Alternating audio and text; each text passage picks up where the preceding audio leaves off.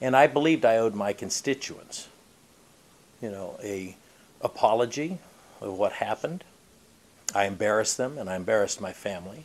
Anytime your life goes out of control, it's as a result of an addiction of some sort. There are a multitude of reasons you can come up with, but you still have to accept responsibility. And that's one of the things I want to do. I don't want anybody to ever say, well, he blamed it on. Because at the end of the day, you do have to take personal accountability. It's why I resigned. I understood right up front. A lot of other people tried to slug it out.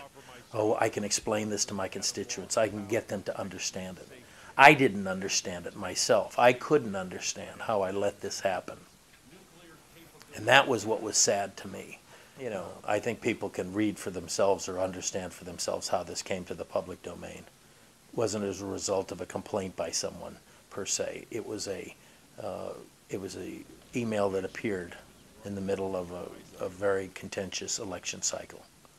And so it doesn't help to blame. I wrote the email or the instant message. It was never an email.